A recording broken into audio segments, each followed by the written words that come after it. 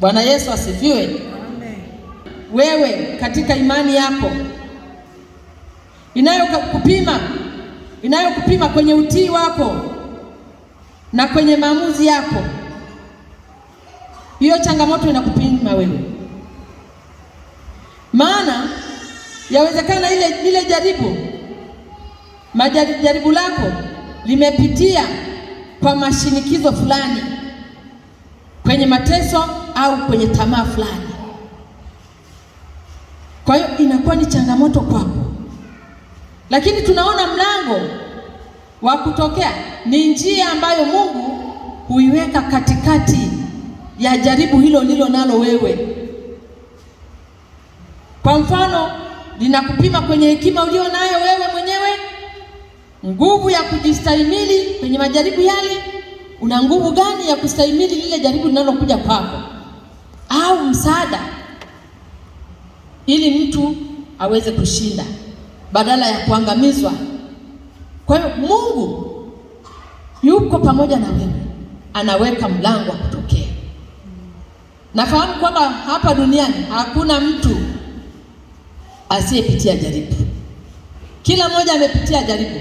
Nikisema kwamba tutoe shuhuda hapa, nafikiri kila mmoja atasema jamani, mimi hapa nilipo ulivyoniona nina ushuhuda mkubwa sana. Lakini vile vile tunaona kwamba Yesu mwenyewe amepitia majaribu mengi kabisa, hasa katika kipindi hiki cha Kwaresima.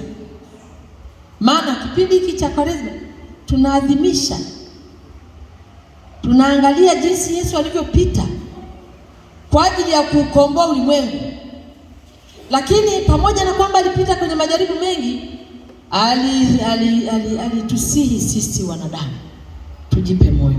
Ndio maana akasema, jipeni moyo, duniani mnayo dhiki nyingi. Mimi nimeushinda ulimwengu na ninyi mtaushinda.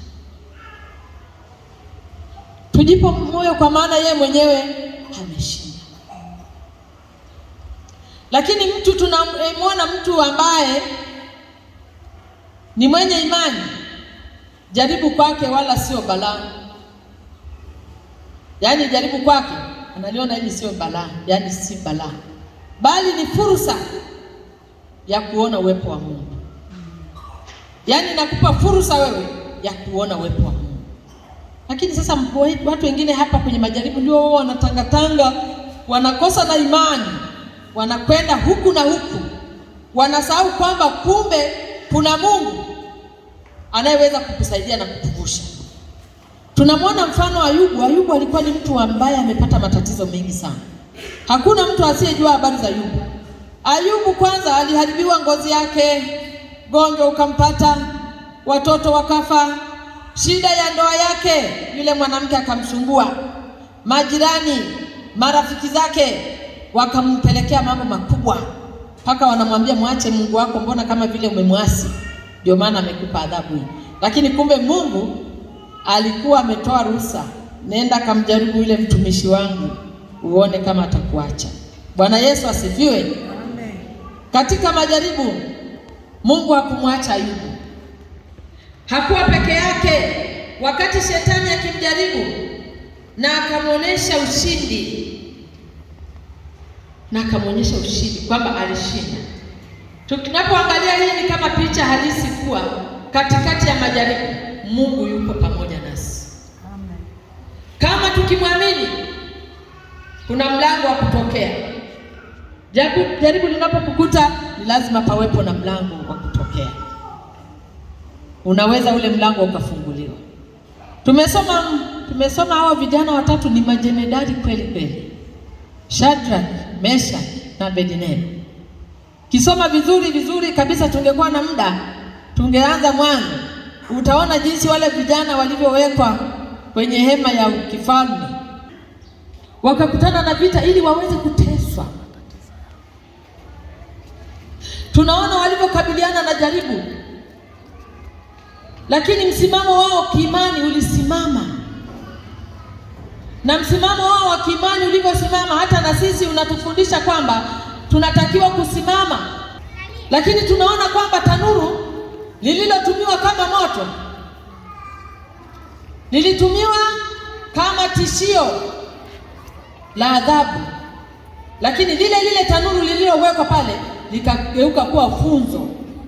Nilipokuwa naangalia somo hili, nikaona kwamba kuna mambo kama matatu. La kwanza, kumtii Mungu kunaweza kutupeleka kwenye tanuru. Katika sura ya 3 inaonyesha wale vijana watatu, Meshaki pamoja na Shadraki na Abednego. Hawakukosa kabisa, lakini walimtii Mungu kuliko amri ya mfalme. Kwa sababu ya uaminifu wao, tanuru liliwashwa mara 7. Uone yule baba alivyokuwa katili. Kwa sababu wale vijana walisimamia ukweli. Maana yule mfalme akatengeneza sanamu akiwatafuta wale vijana watatu, kwamba kila mtu aweze kwenda kuisujudia ile sanamu. Lakini wale vijana walikataa. Alafu watu wakapeleka habari, mfalme, watu wote wamesujudia, lakini wale vijana tu watatu ambao wamekuepo wamekataa ile amri yako. Yule baba ndio maana aliwaka hasira, akasema kwa kweli washa tanuru mara 7.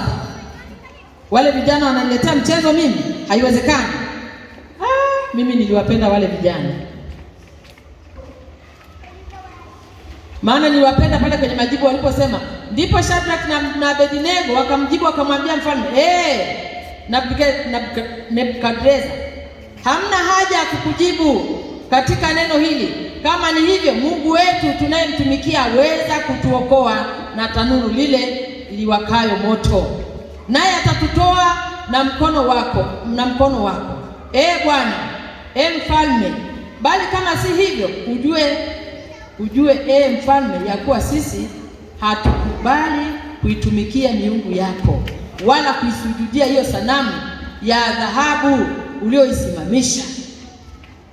Wewe unaweza kujibishana na rais?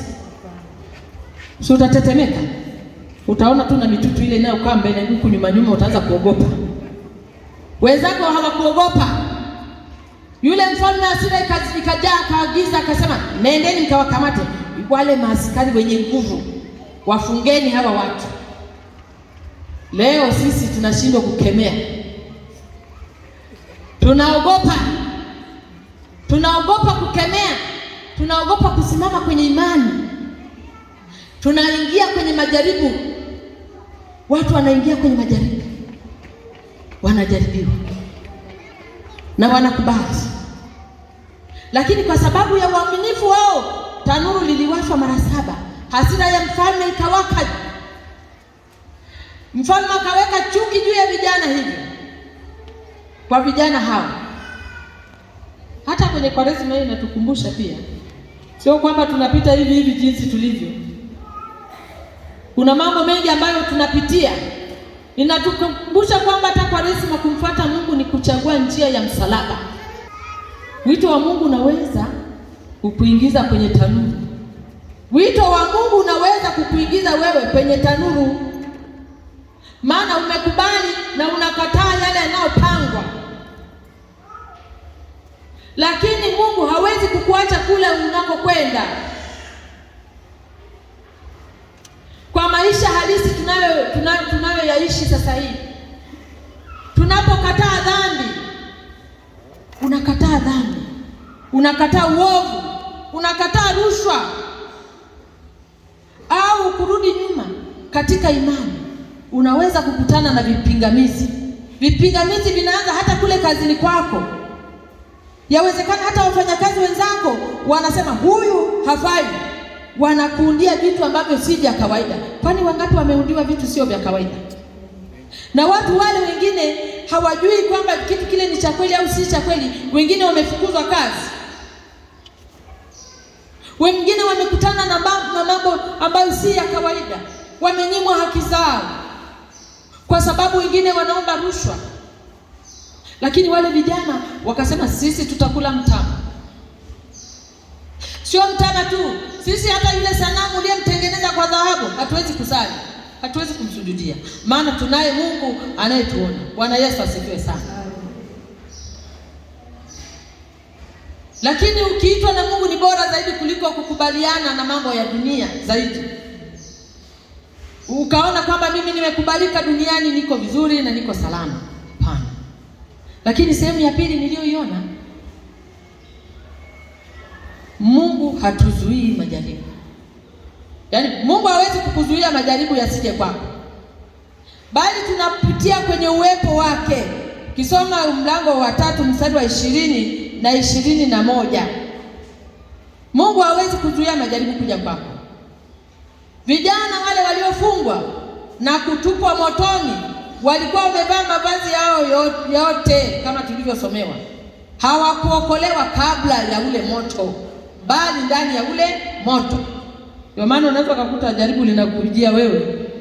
Mnanielewa? Lakini amen, kabla jaribu linakuja kwako, lakini ukiwa ndani ya jaribu, wokovu. Amen. Bwana Yesu asifiwe. Amen. Unaupata wokovu.